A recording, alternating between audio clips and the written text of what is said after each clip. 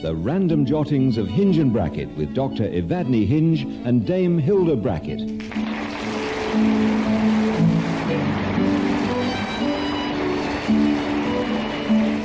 With Jean Heywood as Maud and friends and neighbours at Stackton Trestle in The Coalman Cometh.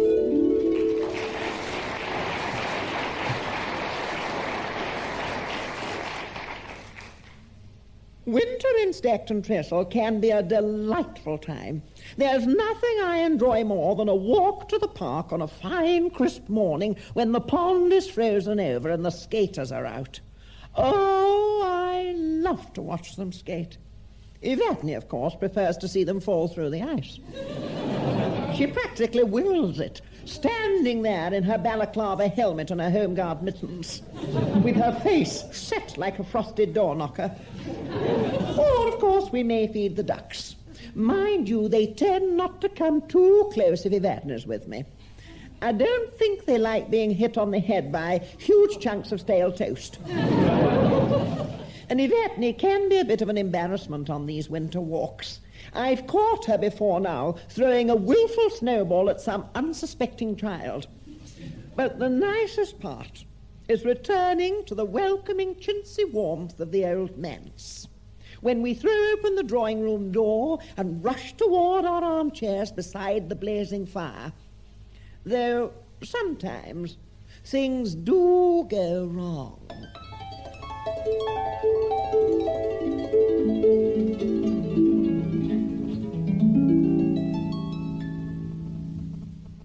Evadne, this fire's out. Are you sure? Well, what does it look like to you? Looks as though it's out. There you are, then. What has Maud done to it? Oh, she's obviously banked it up, dear, just before she went out, so it would still be in when we got back. Only it isn't, is it? No, it isn't. Wouldn't you think that stupid woman would have learned by now how to bank up a fire? I mean, she's tipped enough damp slack on that to extinguish a blast furnace. I'll give it a bit of a rake, shall I? You never know. There may be a spark of life somewhere underneath. It looks awfully dead to me.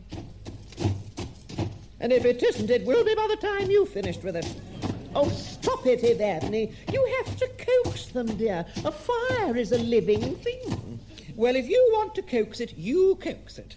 Here, you'll need the poker. There's no need to get huffy. How would you feel if somebody found you at death's door, and instead of giving you the kiss of life, they started prodding you with a poker? It's about what I'd expect. Probably what you'd get as well. It'd have to be a brave soul who'd give you the kiss of life. You'd probably come round and stun them with your handbag. Well, that's why you keep that horseshoe in it, isn't it? You do waffle on, don't you? I say, Evadne, it shows how cold it is in here. I can see my breath. Well, perhaps I wouldn't be able to if you didn't talk so much. Anyway, for all your rudeness, I don't seem to have done that fire much harm. I think I can see a wee bit of red. Where? There. What, that? That's a bit of red, isn't it? Well, it is, but it's an old sweet paper. There, then. Ah, what's that? Definitely a glow. Oh, I think you're right. Yes, it is. It is. There you are, then. A triumph for poker power. But now we really do have to coax it. Here, use the bellows, dear. Well, there's old things. Oh, just look who's talking. Now, gently, Evadne, gently. You're not pumping the organ at the Chapel Royal, and we don't want coal dust all over the carpet. Well, you're going to have to put a bit more effort into it than that. Oh, honestly. Go on, Evadne. You're not making the slightest bit of difference. Hilda, these things are useless. They're full of holes. And most of the air's going straight into my face. Yes, that's looking nice and red. It comes out practically everywhere except where it's meant to. Well, those bellows are antiques, dear. They're not meant to be used. Then why suggest using them? Well, I wouldn't have done had we had a more modern pair. But after all, dear, this is not a blacksmith shop. I tell you what, we'll have to try the old paper and puff trick. I'll hold a sheet of paper up and you get down and puff. Pass me the newspaper, will you? Why, in heaven's name, couldn't Maud have waited in until we got back? You know very well, dear. She had to be at the doctor's for 10:30. That face of hers looked rather nasty. I've never known it when it didn't. You can be so uncharitable, Evadne. Those cold sores can be very uncomfortable, and you should know. She's lucky she doesn't get them where you do. I've got a sheet of paper, so get down on your hands and knees and blow. I'll kill that woman when she gets back. If you don't get down on your hands and knees and start blowing, we'll probably be frozen solid when she gets back. Well, you might be, standing about doing nothing, but I shan't. I'm already as warm as toast. Well, there you are, then. What are you grizzling about? Now start blowing. Evadne. What now? You sound like Dr. Dolittle arguing with a camel. It wants a long, gentle draught, dear. You take a deep, deep breath, and then you let it out slowly, steady stream, like this.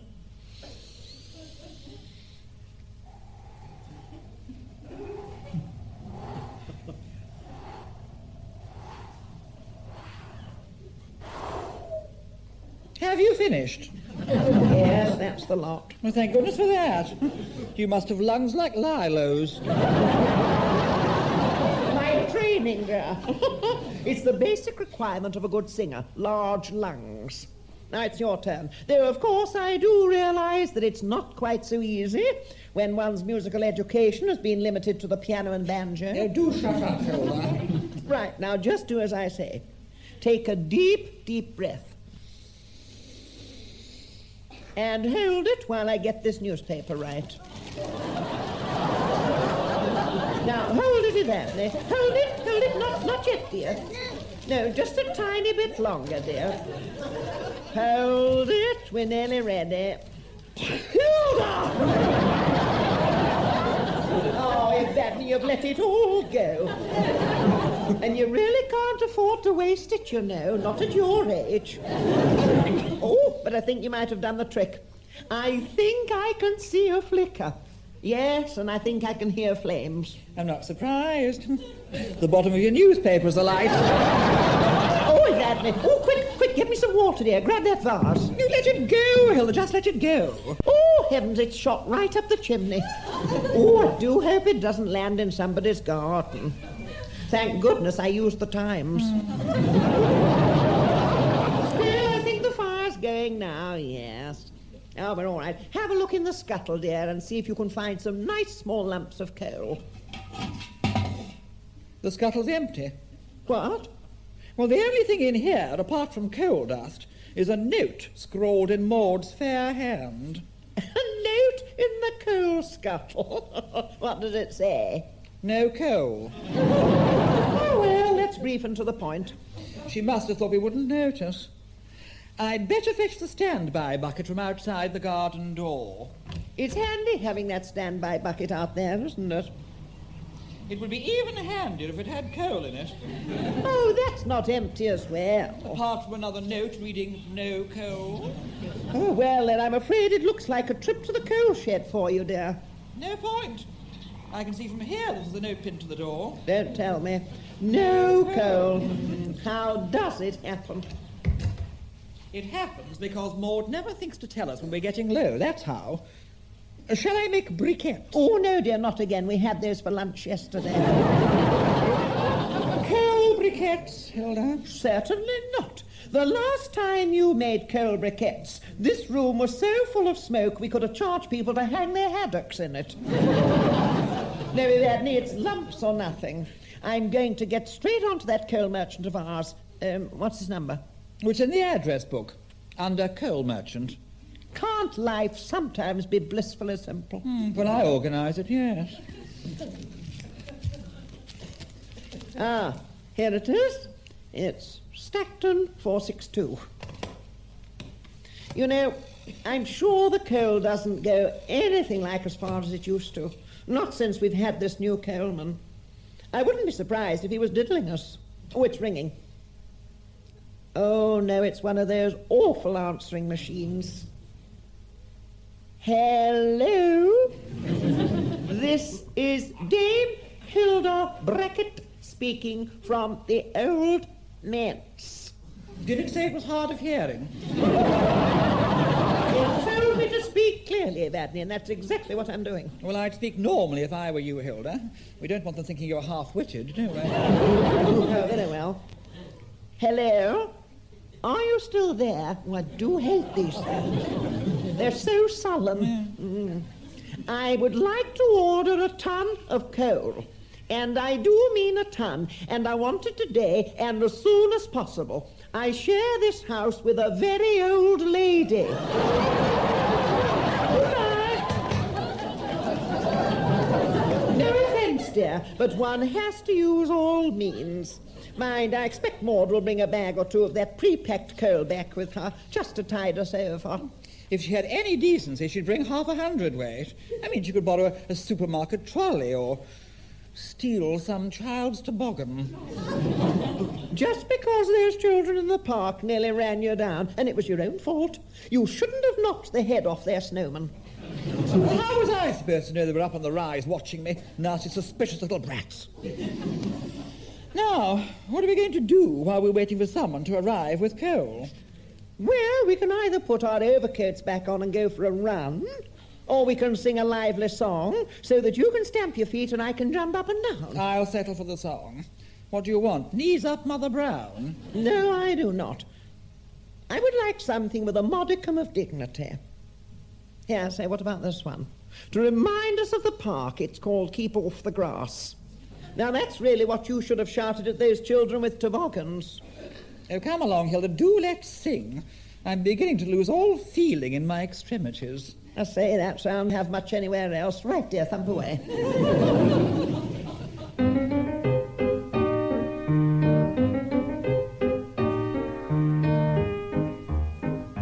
When the children go to play in summertime, they will frolic all the day. The trees they'll climb, round the garden they will race, with joyful cheers, till the gardener gives chase and pulls their ears. Hi, little boys, hi, take care now. Keep off the grass, keep off the grass. Conduct like this I pardon. Let your ease, but if you please, keep off the grass in the garden. Keep off the grass, keep off the grass. Conduct like this I would pardon. Let your ease, but if you please, keep off the grass in the garden.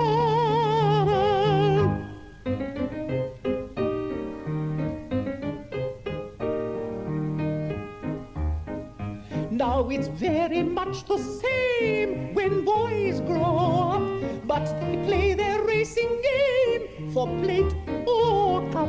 On the turf they love to meet and bet so high, till the certainty gets beat, and then goodbye. Hi, little boys, hi, take care now. Keep off the grass, keep off the grass. Conduct like this I would pardon. Let your ease, but if you please, keep off the grass in the garden. Keep off the grass, keep off the grass. Plunging your pocket won't harden. Bet when you're cool, but as a rule, keep off the grass in the garden.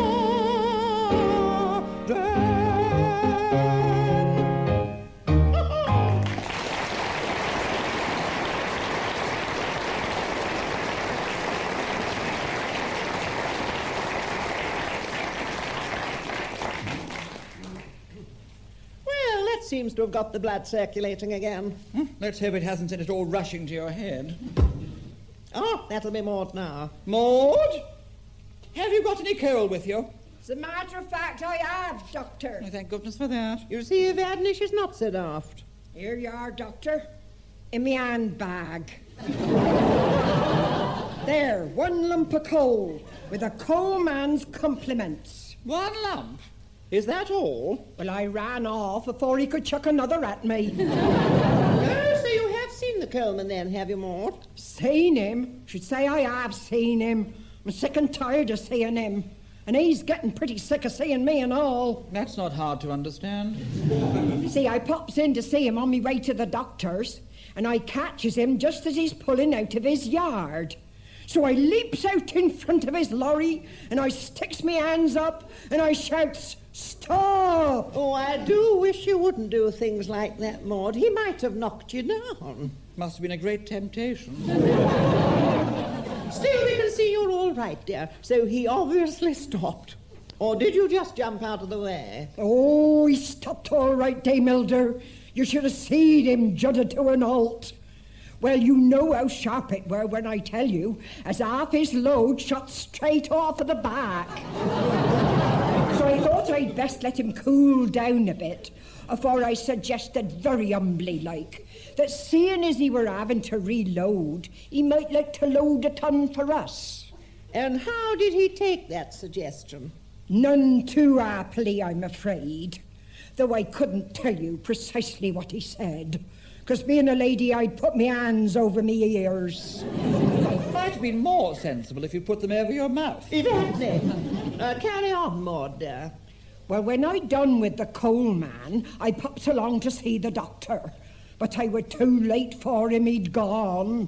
So I pops back to the coal yard to see if the coalman had, and he hadn't. Still shoveling he were, and he weren't half rude when I asked him for a lift. Chased me off, he did. Tried to set his dog on me. But I chucked it the bit of liver I bought for my Arthur, and I got over the railway side in. And where do you think our coal might be now, then, Maud? It's just a few doors down the road, dear Doctor. Well, it were when I came by. It were when I tells him to get a move on with it as he chucks that lump of coal at me. Well, I suppose it'll pay for the liver. You'd better pop it back in your bag and take it home to Arthur. And you didn't see the doctor after all then, Maud? No, Dame Hilda, I didn't. Yet your face looks so much better than it did. Can't beat fresh air and exercise. And I've already had plenty of both this morning, being chased about by that coal man. You know, next time you get your cold sores, Evadne, I think I'll ask him to chase you. Mind you, I'd probably have to slip him a fiver.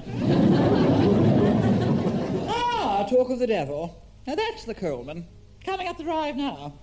If I were you, I'd run again, Maud. He's got his dog in the cab with him. Now, Maud, just before you go, dear, I rather fancy this new man's been diddling us, dear. So I think this time we'd better count the bags into the shed, all 3 of us. Then we'll have 3 independent witnesses. So if I watch from the garden door, Evadne, you can watch from the front window. And Maud, you can watch from the kitchen window. Have 3 independent witnesses. Make it obvious that we're watching. We don't want him to know. Try to make it look as though you're working. You think you'll be able to manage that, Maud, without too much strain? You just jolly well bet I will, Doctor. There's nothing I'd like Make it look as... That's that man diddling. Oh! Right, action stations, everybody. I've got a ton of coal here, missus. Where do you want it? Would the coal shed be asking too much? You can have it in your back bedroom if you like. Just don't ask me to carry it up. Cool, you don't half get through this stuff, don't you? That's just what we were thinking. What do you do with it then? Eat it for breakfast?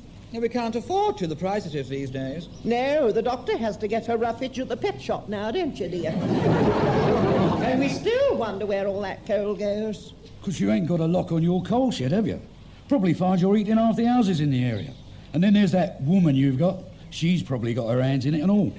And what makes you think that? Have you seen her fingernails? I darn near ran her over this morning. Next time I will. So if I was you, I'd order your coal yourself in future. Oh, that reminds me. There's a message on that machine of yours. Not from her. No, dear, no from me, but you can ignore it. Oh, I probably would have done anyway. I never seem to get time to sit down and listen to that darn thing. Well, not during the winter anyway. Well, I suppose I'd better start moving it. We were wondering when you were going to. Right. See you later. Right, Evadne. Now, can you see him fetching them off the cart? Yes, I can. Good. Well, I'll see him round as far as the rockery. And, Maud, you should be able to see him into the shed, so we've got him covered. Here comes the first one, Hilda. Maud, are you ready, dear? Ready, Dame Hilda? Well, here comes the first one. Where is he now, Evadne? I can't see him. Well, had you been looking out of your window instead of shouting at Maud, you would have done. He's just gone past you. Now, I suggest we all concentrate on watching our windows and counting sacks in total silence. Right, dear. Oh, look! He's dropped a lump. A large lump. He'll probably pick that up on his way back and hide it on his cart somewhere. Just supposing he does that every time, how much would that add up to? Well, at a quick calculation, I'd say 20 lumps. Now, will you concentrate? I am concentrating, Evadne, but I'm going to nip out and pick that lump up. He needn't think he's putting one over on me.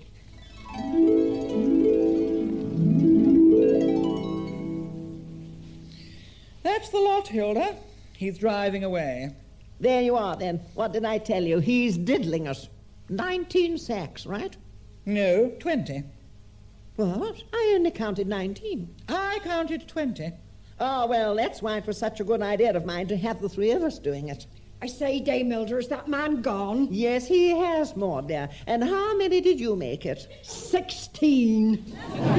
16? Yes, 16 does seem a little low. Low? It puts that Coalman in the great train robber class. Well, I'd not really like to have to swear to it, Dame Hilda. I was so busy trying to make myself look busy that I suppose I might have missed a sack or two. So where does that leave us then, Hilda? It leaves us 1 sack short, dear, that's where. It does no such thing. He definitely left us 20 sacks. Evadne, it's 2 to 1 against. Yes, and of those two, one can't concentrate and the other one can't count. Still looking on the bright side, however much we haven't got, at least we have got some, so I'll get that fire going now, Dame Hilda. No one is to touch a lump. Not until we've weighed it. Weighed what, Hilda? The coal, of course. The delivery. Well, how else are we going to find out if it's short? And what are you proposing to weigh it with? We've got scales, haven't we? Hilda, how are we going to weigh a ton of coal on kitchen scales that only go up to 10 pounds? I would have thought that was obvious, dear. In very small amounts. There's a lovely big weighing machine down at the chemist's, Dame Hilda. Why don't we take it down there? There's heaps of plastic carrier bags out in the kitchen drawer. It's like living in an asylum, it really is. Well, what do you suggest we do then, Evadne? I suggest you accept my word that that Coalman left 20 bags. Oh, look, Dame Hilda, he's back. Oh, and what can he want, I wonder? Yes? Pardon me, but did any of you ladies happen to notice how many bags I dropped off here just now? Why should we have done? I just thought perhaps you might have. Seeing as all three of you stood at the window counting. Well, seeing that you've realised, and granting that it could have been an oversight, we'll say nothing further about it. We don't want to make a fuss. I should jolly well think you don't. You'd have been doing all right out of it if I hadn't come back, wouldn't you? What is the man talking about? I told you he were funny, Doctor. I don't think he's quite all there. Now, just a minute. I dropped 21 bags of coal off here just now. You dropped 20. He dropped 19. Well, I know my opinion don't count for much, but I only saw 16. Maud, you are not helping there. Does she ever? I don't know why you don't get shot of her. When we want your opinion, we'll ask for it. Now, what do you intend to do about our bag of coal? Look, will you just listen to me? Look, when I set out this morning, I had 80 bags on that wagon. I dropped 20 off at number 2, 10 off at number 11, 5 at number 23, another 5 at 31, your lot here, and when I got to the last drop after you, I'd only got 19 on. Now, I should have had 20. And what makes you think you dropped the missing one here? Because this is the only house in the entire road where I was thrown into total confusion. Everybody shouting at me. You dropped a lump here. You dropped a lump there. Watch where you're walking. Mind the snowdrops. Break the ice in the bird bath while you're passing. Blimey, you've even confused yourselves. There's no need to get hysterical. He was just as excitable this morning, Dame Hilda. when I asked him for nice clean lumps. Well, there is a very simple way out of this dilemma. Now, Coalman, you must have a lot of empty bags on your cart at the moment. What if I have? Well, I suggest you pop out and fetch a pile in, and we'll take them into our coal shed and see how many you can fill. And I'll lay a pound to a penny it'll only be 19. I am doing no such thing. And furthermore, I am not moving my coal cart out of your drive until I get my bag back. I tell you what. What, dear? Why don't we pop out and buy an electric fire? Then he can take all his bags back.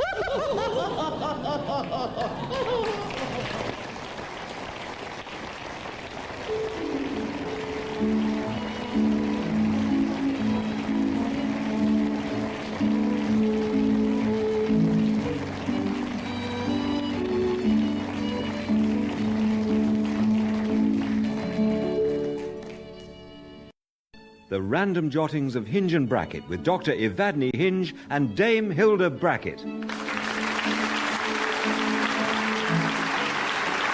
With Jean Heywood as Maud and friends and neighbours at Stackton Trestle in a Lobster through the Letterbox.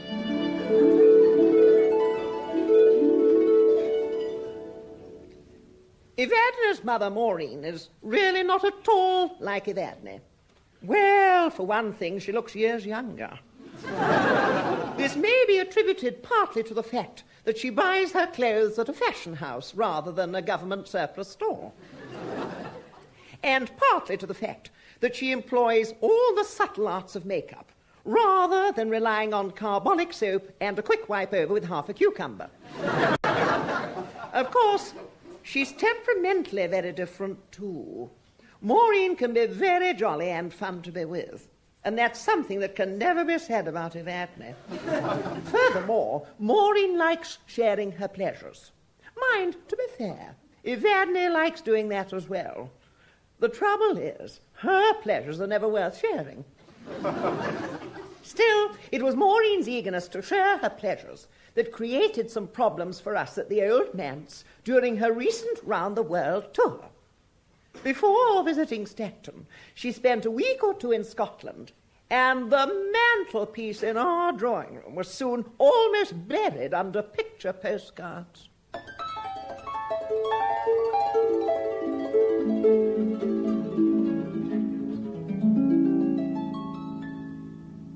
Really, Evadne, have you ever seen so many postcards? Only once. They were in a kiosk on the seafront at Filey. Do you know how many your mother's sent us so far, dear? Not offhand, no. I counted them this morning, 27. Far too many. And all in less than a fortnight. And the only thing she talks about on those cards is food. Well, that's not quite true, dear. She mentions the rain quite a lot. And, of course, the whiskey. You read this morning's one, did you? I glanced at it. But one tour around a distillery sounds very much like a tour around another. And the picture's hardly inspiring, is it?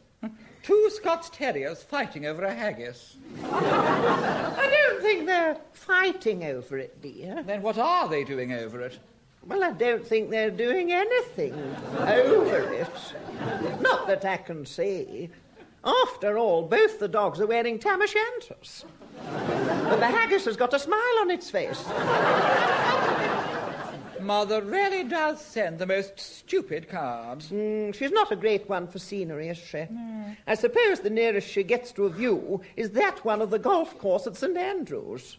But in the main, she appears to prefer the jokey ones. The Loch Ness Monster playing the bagpipes.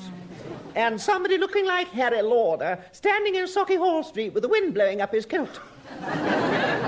I'm rather surprised the post office let that one through. It came in a plain envelope. Oh, did it? Together with the illustrated version of the Ball of Kirriemuir. Mind, I suppose that card by the candlestick there is a sort of view. Unloading crabs at Fraserburgh. And the next one to it, really, the Prawn Patrol at Pittenweem. I think that's an extremely boring card. I mean, the only thing she doesn't tell us about those blessed prawns is the colour of their eyes. Well, surely everybody knows they're black. Two lovely black eyes. Oh, what a surprise! Now she keeps saying I look like a prawn with two. Where did you get that from? I was taught it by a fishmonger, if you must know. Well, several fishmongers, in fact. What I suppose one might call a shoal of them.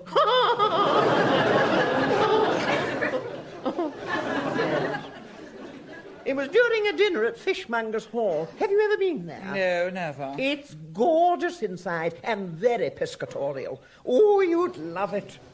Did you know it was a fishmonger who killed Wat Tyler? Yes. I thought you might have done. I suppose you were killed Wat Tyler in that day.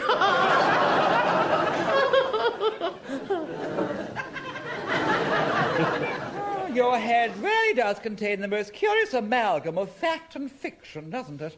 I wouldn't want a head like yours on my shoulders. If you had a head like mine on your shoulders, you'd be a very beautiful woman. Mind, I've always been very fond of prawns. Oh, it's back to prawns now, is it? And I think those your mother sent us the other day from Pittenweem are the nicest I've ever had. Which is just as well. There's another pint and a half of them in the fridge.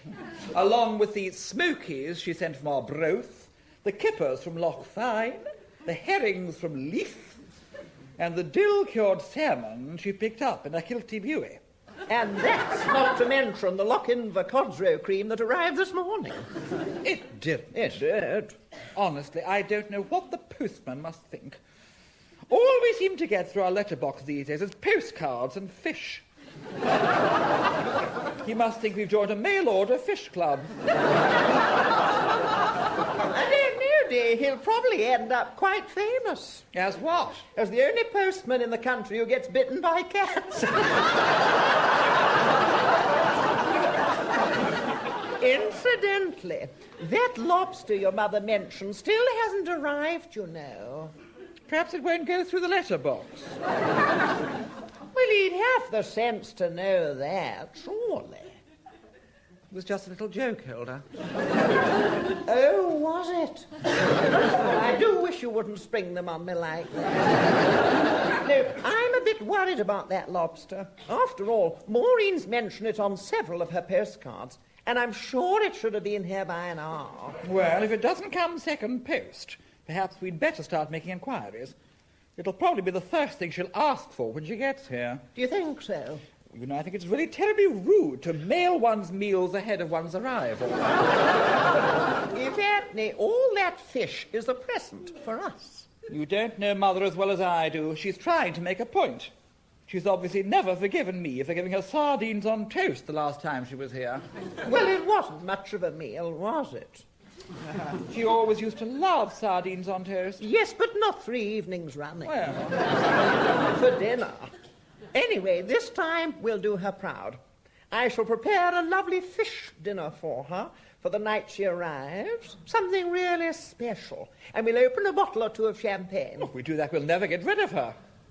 I say, do you remember that little champagne song I found the last time she was here? Only too well. Shall I dig it out again? If you must. But this time I do hope I'm not going to have to suffer you and Mother attempting to sing it with full glasses of champagne on your heads. The piano keyboard was sticky for weeks. Oh, don't be such a party pooper, Evadne. Ah, here it is. Only a glass of champagne. Written by Noel Gay for his review Lights Up with Charles B. Cochrane, you know. And, of course, he wrote it for Evelyn Leigh, or Boo, as some of us call her, who know her well. Well, come along, Evadne. This may be your only chance to hear me do it without a glass on my head, dear.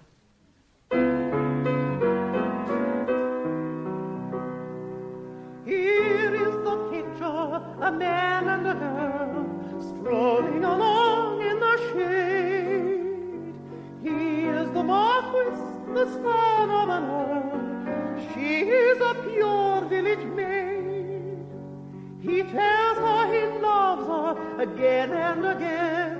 She thinks he is loyal and true. And then comes the night that he gives her champagne. and does what he ought not to do. Only a glass of champagne, but it led a poor girl into sin. Only a glass of champagne was the door where the devil crept in. It's just an old story, it's always the same. Just like a poor moth, she flew too near the flame. She opened her wings and she lost her good name. Oh, through a glass of champagne. Think of her future, the sorrow and shame. Neither a maid nor a wife. Think of her parents who gave her the name she has dishonored for life. What's to become of her, spurned and reviled, into oblivion hurled? And what can she offer her fatherless child that she has brought into the world?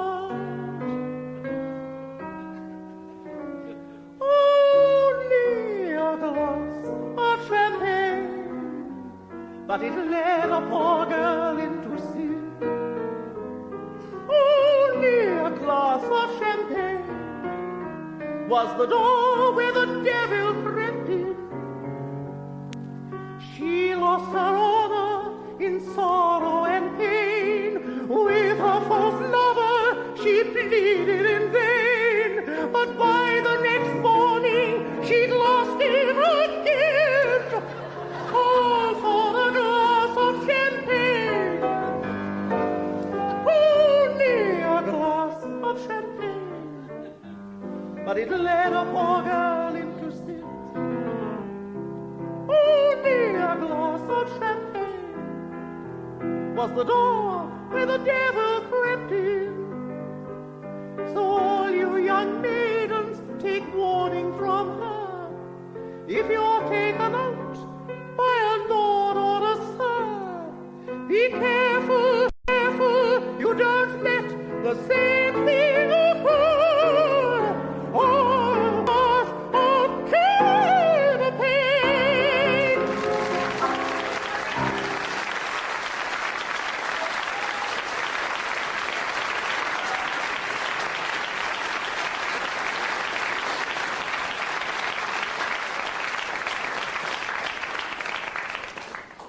Well done, dear, and played without a single hiccup. And sung without one, too, which is even more surprising. Ah, that sounds like the second post. That sounds like your second post now, Dame Hilda. I'll get it. Thank you, Maud. I thought she was still out. Yes, I didn't hear her come back from shopping. No, she can't have slammed the door properly. Evans, what have we got here? That's a very irritating habit of hers, that talking to herself. Oh, Maud will talk to anybody. I've heard her talking to the furniture before now. She was probably telling it to stop shouting, "Please clean me." Here you are, Dame Hilda. Here's your second post. 2 more cards from Madam, and this great long lollopy thing. Good gracious me! What on earth can it be, I wonder? Well, it's certainly not a lobster. Well, it looks more like a sort of sausage. If it is, it's the longest I've ever seen. Give me the shock of me life it did when I seed it lying on the mat. Well, it would. And when I picked it up, and it were all lollopy, well, I wondered what I'd got hold of. And when I picked... You must have done. I mean, it certainly ain't the sort of thing I'd expect to see coming through a letterbox. Not even in this day and age. If only people would read labels. Look, it tells you it's an eel. That's the whole eel that Mother said she was sending. Well, fancy sending it like that, Evadne. I mean, wouldn't you think they'd have cut it up? Well, not if the point was to send it whole, no. Well, I mean, even when they send a snake through the post, they curl it up and pop it in a basket, don't they? Well, don't they? How would I know? I have neither sent nor received a snake through the post. Now you're trying to make us feel sorry for you. I say, Dame Hilda, do you remember that snake charmer as shared our digs when we was with the Rosa Charles Opera Company in Southport? Yes, Maud, I think I do. Used to keep his snakes in the bathroom, and we all had to do everything elsewhere. Ah, yes, of course. He took a bit of a shine to the doctor, didn't he? Used to take his snakes out if she wanted to go in. He only got them out for her. That's right. Greater love hath no man. Oh, you two do talk a lot of nonsense. It was just that I was firm with him. We understood each other. Yeah. I think you did. But I mean, I'm blowed if I was being forced to wash in the kitchen and bath 4 doors down. Quite. Even though we did get a shilling off the rent. I never bathed 4 doors down. I used to do all that sort of thing at the Grand Hotel. Well, that was just a stupid waste of money. It didn't cost me a penny. The manager happened to be a great admirer of mine. It's just a shame that you have to settle for a snake charmer. Asim the Great, that was his name. Well, that was his stage name. He used to keep his money in his hat. How do you know that? Oh, 'cause one day, while I were watching him, he fetched a penny out of it and asked me to pop out and buy his racing paper. He couldn't go himself, say, not with his anaconda loose. Every time I saw that thing, it gave me the creeps. I wouldn't have let it wind itself round me like that. Actually, that anaconda was very affectionate. Trust you to get on with it. He sometimes used to let me feed his cobras and play the pipe to them. I bet that soon got them back in their baskets. I wonder whatever happened to old Asim. He was saving up to buy an house in Letchworth. What was he going to call it? Dun Charming?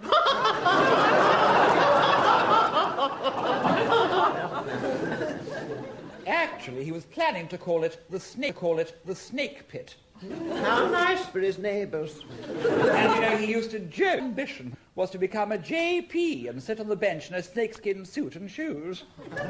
He were a character, I'll say that. Oh, happy days. Anyhow, what do you want me to do with this thing, then, Dame Hilda? What do you suggest, Evadne? Well, I just take it out of its wrapping and put it in the fridge, Maud. Oh, very well, Doctor. But suppose it sticks out a bit too far and I can't shut the door. Will it be all right to bend it? As long as you don't break it, yes. Why couldn't Madam have sent a stick of Edinburgh rock like anyone else would have done? Well, we're going to have to see if we can get you in your fridge, me old duck. And if we can't, I warn you, I might have to curl you up. You see, Evadne, she even talks to a whole smoked eel. She really is a very friendly soul. No pun intended. So, none taken, dear.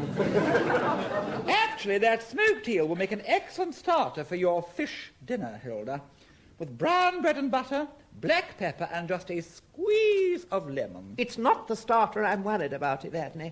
I've got a fridge full of starters. But if that blessed lobster doesn't arrive, we've got no main course as yet. And according to this latest card, your mother arrives here tomorrow. Oh, no! I thought you'd be pleased.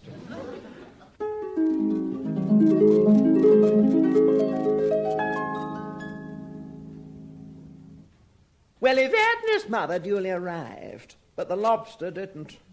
And the way things turned out, I wished it had been the other way around. You see, on the morning of her arrival, I telephoned our local fishmonger, Mr. Dingle, and he promised on his hook, line, and sinker that he'd deliver a lobster to us in time for dinner. So Evadne and I decided, local fishmonger, let Maureen think that this lobster was hers.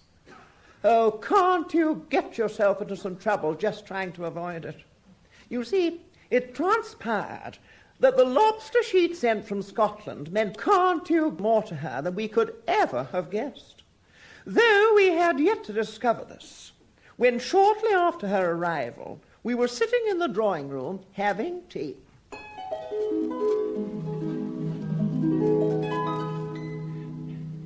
Another cup of tea, Maureen? Oh, thank you, Hilda. I'll not say no. Oh, dear. Oh, Evadne, it seems we need some more hot water, dear. What you telling me for? Because you're nearest the door, dear. And it's no good edging your chair away. Mother's had quite enough tea. And how, pray, might you know? Because you already had 4 cups, and that's more than enough for anyone.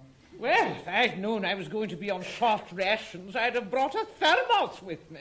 Oh, take no notice of her, Maureen. You can have as much tea as you like, dear. Perhaps I should have borrowed a tea urn from the WVS. Well, go on, Evadne, go on, dear. I'm not going. If she wants more tea, she can jolly well get it herself. She's got legs, hasn't she? What about that woman of yours? She can bring the hot water. Well... Do you not have a little bell to ring to summon her? Oh, Maud doesn't answer bells, dear. Well, what do you have to do to get her in here, then? I usually pop out and ask her if she'd mind coming in. Oh, you're far too soft with the woman. Maud! Maud! I'd be careful if I were you, Maureen. You might just get your hot water over your head. And if you do, you needn't expect me to dry your hair for you. Excuse me, Dame Hilda, but I thought you might be needing a drop more hot water by now. So, a nice big jug full. Oh, thank you, Maud, dear. You've saved the doctor's poor old legs. Oh, well, you know, Dame Hilda, I'm always happy to be at your beck and call. So if there's anything else you want, don't hesitate to yell. There you are, Hilda. I've never seen her so polite. It's no good mollycoddling them. They always respond to firm treatment. They like to know who's boss. Don't you ever seen, Mother? That's her idea of sarcasm. Yes, she'll probably go straight upstairs and make you an apple pie bed. I'd sooner that than one of her apple pies. Oh, you two really do go on. Maud's always a great help when there are guests in the house. That's true. She makes sure they don't stay too long. Incidentally, and all joking aside, I'm not going to be able to stay very long this time. Indeed, this is very much a flying visit. You're not going before dinner. Well, no, it's not that flying. Then why raise our hopes? You know, Mona, if you weren't my own daughter, I might find your sense of humour somewhat off-putting. Yes, she doesn't make you feel terribly welcome, does she? But I bet she gives you something to laugh about when you get home. No.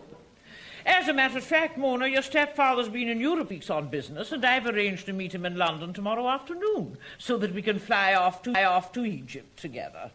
So I suppose I'll have to be leaving here about midday. Ah. Well, you needn't look so darned happy about it. What do you want me to do, cry?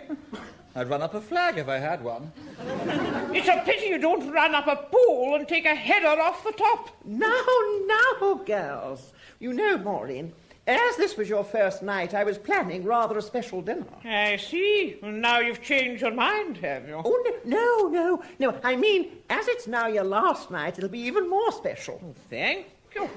I'm sorry, I didn't phrase that too well, did I? I thought you phrased it splendidly.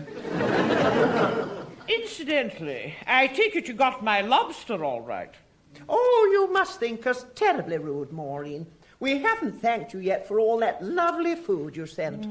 I was saying to Evadne, those prawns from Pittenweem are the best we've ever had. Oh, I am glad. And my lobster's all right then, is it? It's fine, isn't it, Evadne? Well, to the best of my knowledge, nothing untoward has happened to it. Oh, that's a relief. I was a bit worried about it coming through the post and all. Well, when are you going to show it to me then? Well? You'd like to see it? Well, certainly. Well, Hilda, when? In due course. When Yes, we've finished yes. our tea. Good Maureen, have another cup of tea, won't you, dear? Excuse me, Dame Hilda. Yes, Maud, what is it, dear? I thought you'd like to know as your doodah's just arrived. My doodah. Ah, Mr. Dingle's little pink doodah. Oh, yes, I'm with you, Maud, thank you. Oh, and now you're here, you might just pop out and fetch that lobster that the doctor's mother sent us from Scotland, would you, dear? Oh, of course, Dame Hilda. Right away. I know exactly where it is. Thank you, Maud. She's a treasure, isn't she? No, she ought to be buried. I'd hate to have her faffing around me all day. The only one she ever faffs around is Hilda. Everyone else she just goads. Which only goes to show. Here we are, Dame Hilda. The lobster. What do you think you're playing at? What on earth have you got there, you silly woman? Oh, well, if that ain't a bloomin' lobster, madam, I'm a blethering idiot. That puts it in a nutshell. That certainly is not the lobster I sent from Scotland. Do you mean to tell me that you could actually recognise it? They all look alike to me. I assume, Mother, you were about to tell us that the one you sent hadn't been boiled. Well, of course it hadn't been boiled. It wasn't a real lobster. It was porcelain. Heavens. You don't mean to say that you really haven't got it?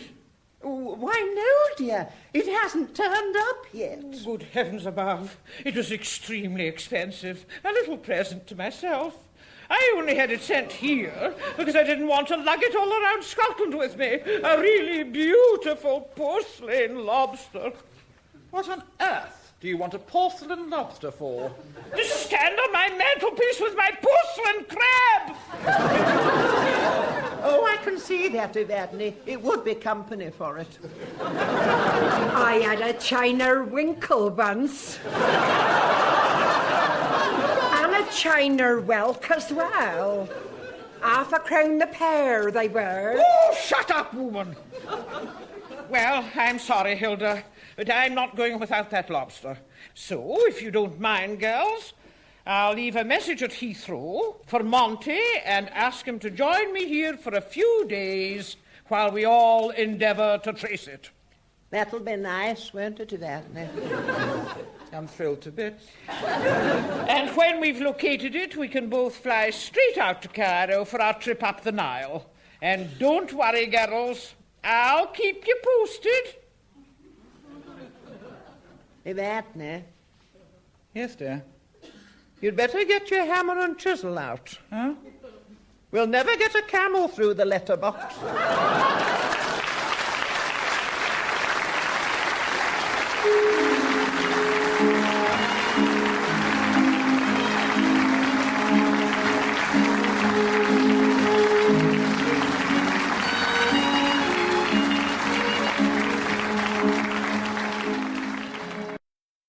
The Random Jottings of Hinge and Bracket with Dr. Evadne